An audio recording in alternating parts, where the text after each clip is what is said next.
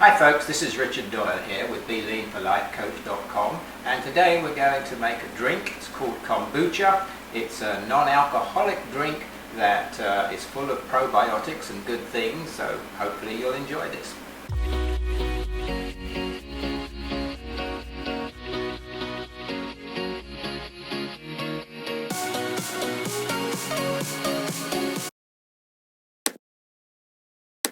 Okay then, let's make some kombucha.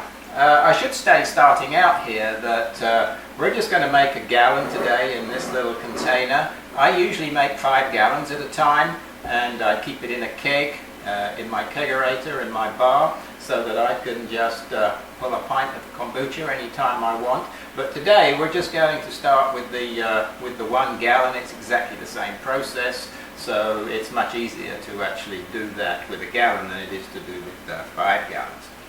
So what do we got here? We got some black tea, organic black tea. We have something here called a SCOBY, which is a symbiotic culture of bacteria and yeast. That's what's going to do the fermenting. I've got some sugar here. I actually put 4 cups of water in this saucepan and boiled it. And then I took it off the boil and I put 5 tea bags in there, just 5 tea bags. And so I let them stay in there for 7 minutes. And so now I'm going to take these tea bags out of here, squeeze them. This actually is a very simple recipe. It takes really not very long, and turns out to be pretty good. It's something I really enjoy. Sure, I got another one in there somewhere. Oh, there it is. Okay, so there were the 5 tea bags. Okay, the next thing we're going to do is we're going to pour a cup of sugar into this mixture. Now obviously this water is hot, so it's not going to take a whole long time for it to dissolve. But it'll take a little while. So let's just talk a little bit about kombucha and what it is. I mean, primarily it's a drink, obviously, and it's full of probiotics, so it's really good for your immune system. It also gives you a lot of energy, and it's also an alcohol alternative. There's less than 0.5% alcohol in this, so it's really not considered an alcoholic drink. You can buy it in the stores without having to be 21 or anything like that. But it has a very similar soothing effect as does alcohol, so it's a really good alternative for alcohol. It also aids digestion, and it balances your blood sugars, so it's good from that point of view too. And it lowers your stress level with the B vitamins, and it actually helps you get better sleep as well. So I mean, basically, who wouldn't want that, right? Okay, so the sugar is actually dissolved now. So all we're going to do here is we're going to pour this into this container here, this 1 gallon container. This is where I started out for the first time, and this is a kit. And so all these pieces come together. So we're just going to pour that in there. Right. Obviously that's too hot to do anything with right at the moment. So what we're going to do is we're going to fill this up with cold water.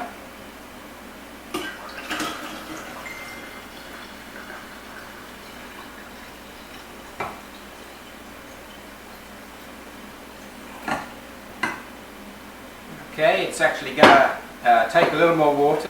Right, so I've got some more water here now, and we'll just put a little bit more in here.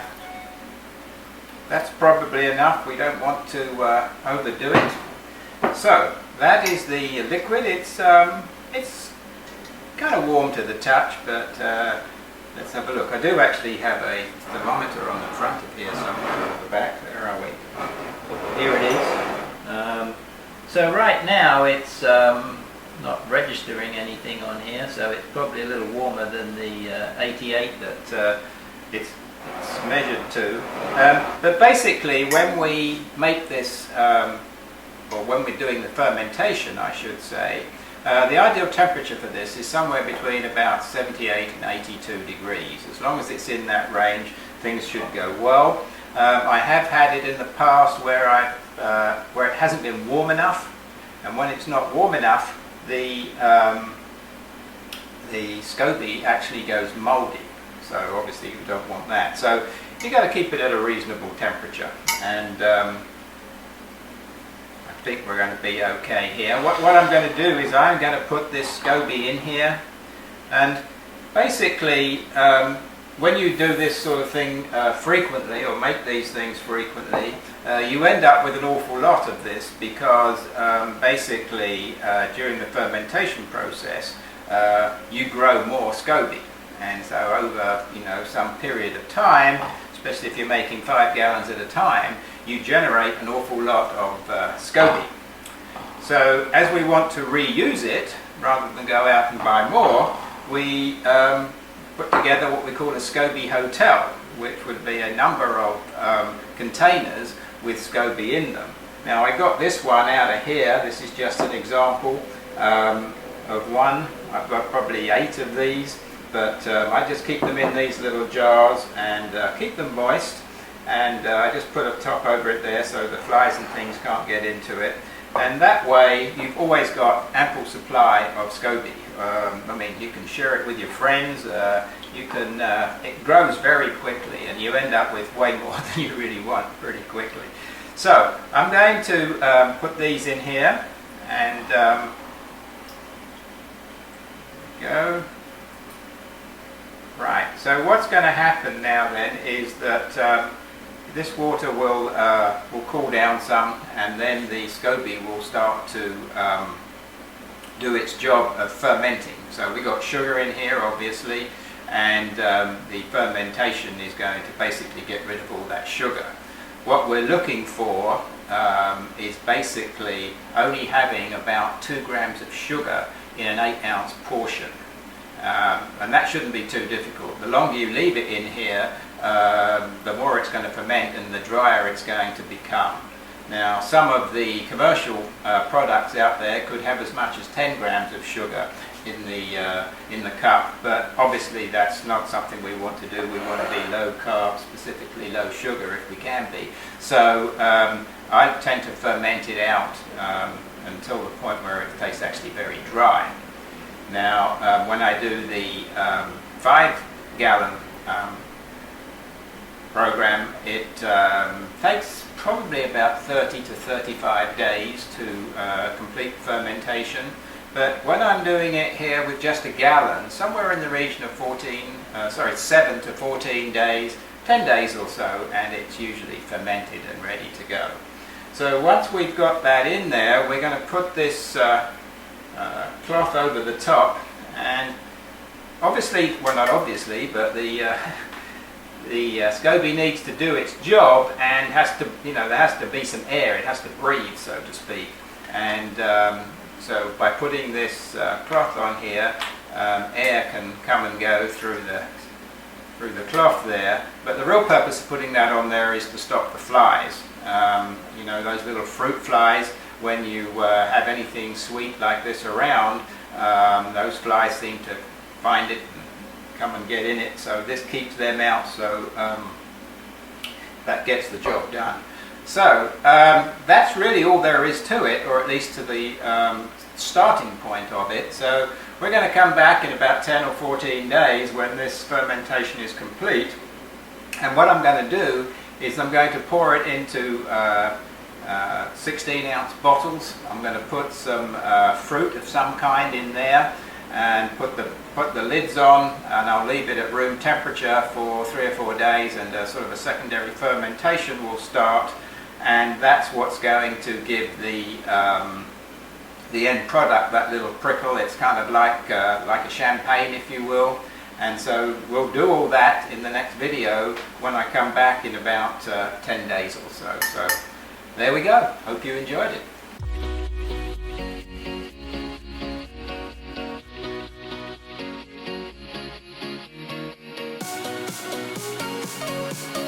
Okay folks, here we are, it's 12 days later and the kombucha has now fermented out, and so now we're going to put the final touches to it and put it in the bottles.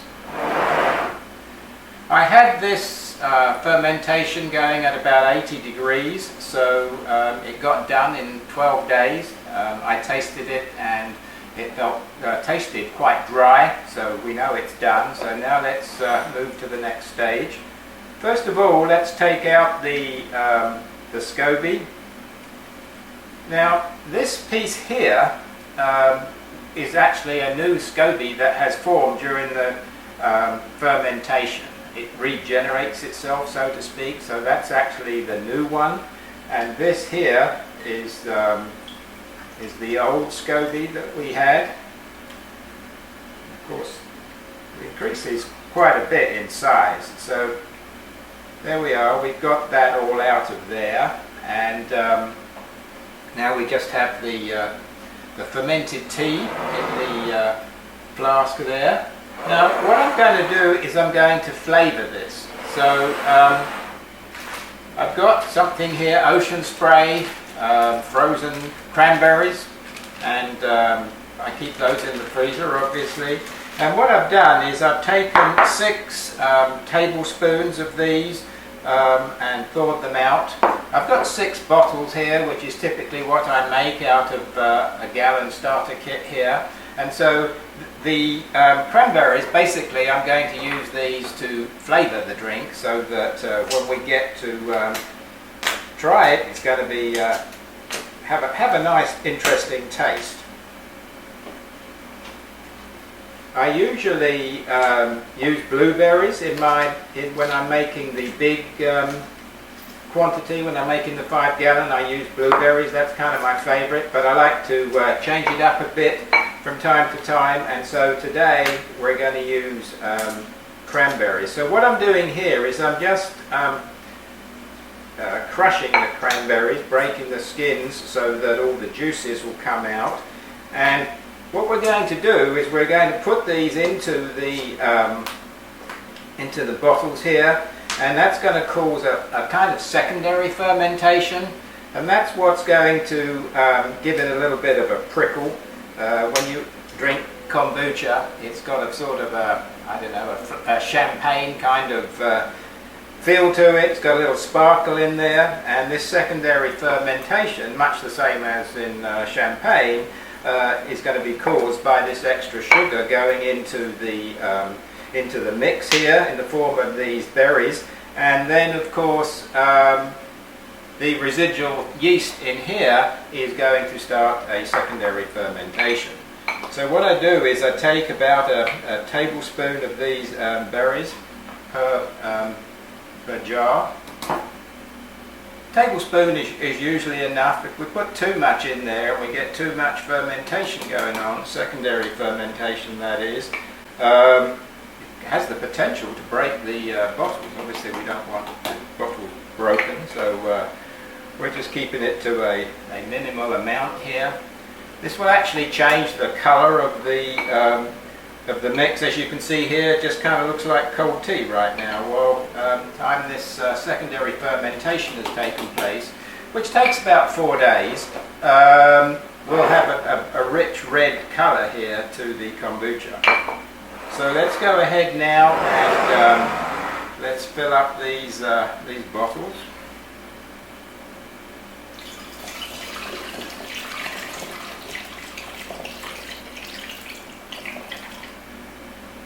Don't want to overfill them. We need to leave a little bit of space for the fermentation to take place. We're obviously going to put the tops on here pretty tightly, obviously. So we want to leave a little bit of space for the extra carbon dioxide to form and not break the bottle. Okay then, so we filled up the bottles, and rather surprisingly I seem to have got a 7th one this time. I'm not sure how that happened, but 6 or 7 1-pint bottles is about what you can reasonably expect to get out of a gallon of the ferment. So we're going to put these caps on here pretty tightly so that the secondary fermentation is contained. And basically that's it. So what I'm going to do now is I'm going to put these in just room temperature, which right here in Texas right now is somewhere in the region of 80 degrees. And we'll keep these for about 4 days in that situation, and the fermentation will come about. And then once that's done, I'm going to put them in the refrigerator, and then they'll sit in there until I'm ready to drink them. So just one more thing on the SCOBY here. This can all be reused. We have a term called a SCOBY hotel, and what that means is that we can take these SCOBY and we keep them in the liquid, in some the liquid that we've generated here, and so then we put them in a jar, and they can be used multiple times. Obviously every time you use them they get bigger, so you tend to throw some away and just keep the more fresh stuff. But once you've got this program going, you've got to basically have an endless supply of SCOBY for making as much kombucha as you'd ever want to make. So there we go. I think that completes the process here. I hope you enjoyed that video, and look forward to you making some of these for yourself.